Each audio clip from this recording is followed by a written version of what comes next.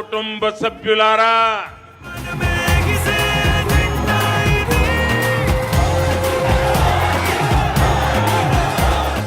मेरे साथियों, आपको 100 सलाम।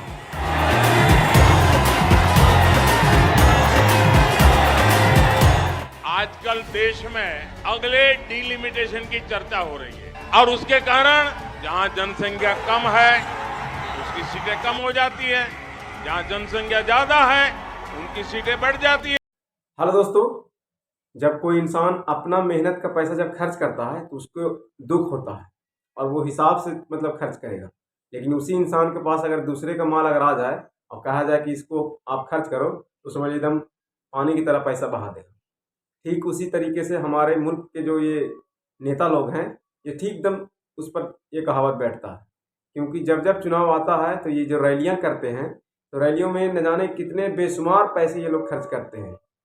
सिर्फ रैलियों में, सिर्फ एक रैली में न जाने कितने पैसे खर्च करते हैं। अगर ये इसके मतलब अपने मेहनत की कमाई का अगर पैसा होता तो ये इतना खर्च नहीं कर पाते।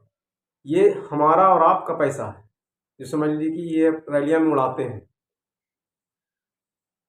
ऐसा ऐसा टेंट लगवाते हैं कि देख के आदमी एकदम होश उड़ जाता है कि कम से कम एक टेंट में 2-3 करोड़ रुपया लगता होगा। इतना बड़ा बड़ा पूरा बहुत बड़ा मैदान हो, उसमें पूरा में टेंट लगवा दिया। बताइए कि एक गरीब आदमी की जब बेटी की शादी होता है तो उसमें एक रात जो मुश्किल से 40-50 आदमी को उसमें ठहरना है और उसको ऐसे ही बांस उससे खड़ा करता है, उसमें वो टेंट वाला लेता है मतलब 40 से 50 हज़ार रुपया। और जोड़िए कि पूरा स्टील का सेमिनार लगवाता है, पूरा एगो पूरा बहुत बड़ा मैदान है। यहाँ पे हम जो तेलंगाना में जो है, यहाँ पे एक बहुत बड़ा मैदान है, पूरा मैदानों में टेंट लगवा देता है। उसमें जाने पता है कितना रुपया खर्चा होता हो, अंदाजा हम लोग नहीं लगा सकते। तो ये जो जब जब चुनाव आता है, ये समझ लीजिए कि पानी की तरह पैसा बहाता है। ये इसलिए करता है क्योंकि जितना बड़ा ये रैली करेगा उतना बड़ा इसका नाम होगा और समझ लीजिए कि इसको वोट मिलने का चांसेस रहता है। लेकिन हम जनताओं को ये समझना है कि बड़े बड़े कामों से, बड़े बड़े रैलियों से आदमी को कोई फ़ायदा पहुंचने वाला नहीं है। हम ये वीडियो इसलिए बना रहे हैं और ये सब बात हम इसलिए कर रहे हैं क्योंकि 2024 का चुनाव एकदम नज़दीक है और समझ लीजिए रैलियाँ चालू हो चुका है। जो भी नेता, हम किसी एक नेता के बारे में नहीं कर, जो भी नेता है सब अपना अपने जुगाड़ में लगा हुआ, लेकिन कोई किसी को काम आने वाला नहीं है। काम आएगा तो आप अपने आप पर मतलब मेहनत करें, अपने आप पर काम करें, आपका काम अपने करें, वही काम आएगा। दूसरे के झंडा लेकर भागने से कोई फ़ायदा है नहीं। अभी देखिएगा कि बहुत सारे लोग हैं जो एकदम झंडा लेकर उछाल कूद करता रहेगा, न जाने लगा कि वही जीती। कुछ भी नहीं है, एक बार जीतेगा दोबारा नज़र नहीं आएगा तुमको, फिर वही ईंटा ढोए पड़ेगा।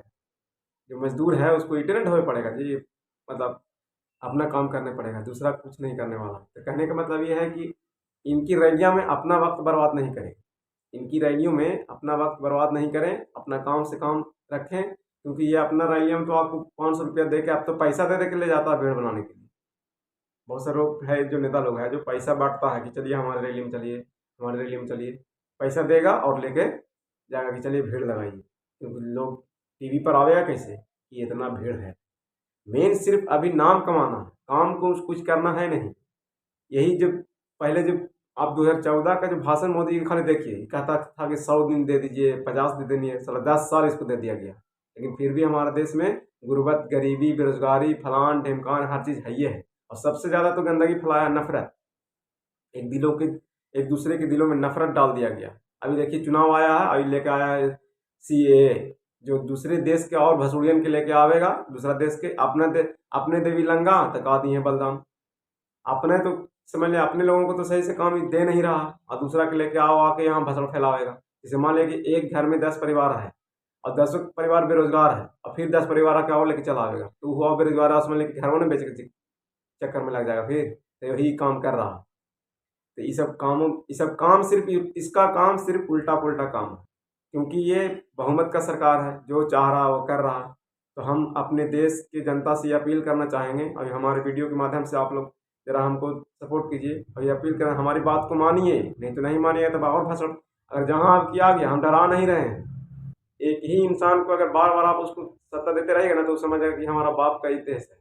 इसीलिए बदलते रहना बहुत ज़रूरी है। चाहे जिसको भी बैठा दो, कुत्ता के बैठावो लेकिन एक ही बार बैठावो, समझ लिए हम ही कहना चाहते हैं। गधा के बैठावो लेकिन एक ही बार बैठावो और हर बार बदलते रहो। इससे क्या होता है कि मौसम चेंज होते रहेगा और इसको एक डर बना रहेगा, क्योंकि अरे नहीं रही, काम गड़बड़ा देगा तुरंत। और जहाँ इसको बार बार लाते रहेगा, समझ जाएगा कि हमारे बाप की बपौती है और यहाँ की राजा महाराजा की तरह जिंदगी गुजारेगा। देखते हैं ड्रेस बा कितना कैसे कैसे पहनता है, ये सब समझना है। और एक ही बार बैठाना है, और इस बार गलती नहीं करना है दोस्तों। अगर इस बार अगर गलती कर दिए तो समझ लीजिए कि महाभाषण फैला देगा। अब वहाँ अगर भाषण फैलेगा तो आपका तो ज़िंदगी गर्क करबे करेगा, और आपका आने वाला जो जनरेशन है उसका भी ज़िंदगी गर्क कर देगा। अभी देखिए, हमसे पीछे पीछे देश आज़ाद हुआ है, वो अब कितना तरक्याफ्त देश बन गया है। अभी इस देश का आज़ाद हुए समझ लीजिए 80 साल 90 साल होने वाला, लेकिन फिर भी ये देश में अभी तक गुर्बत है, ये है, गरीबी है, ये है, बेरोजगारी है, ये है, बहुत सारी समस्या है जो अभी तक है। समस्या का हल हुआ नहीं। बस खाली किसका हल हुआ है? जो नेता बन गया उसका बाल बच्चा मेन जिंदगी काट रहा है, विदेश में जाके एंजॉय कर रहा है।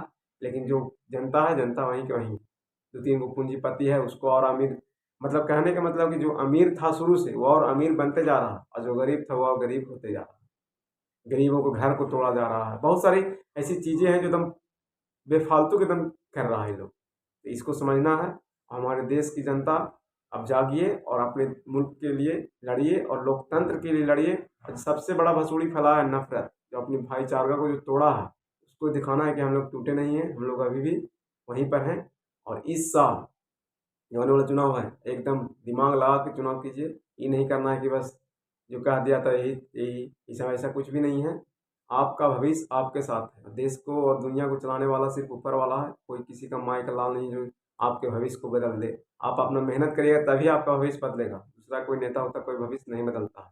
दोस्तों, अगर ये बातों से आप सहमत हैं तो हमारा ज़रा सपोर्ट कीजिए। थैंक यू, शुक्रिया।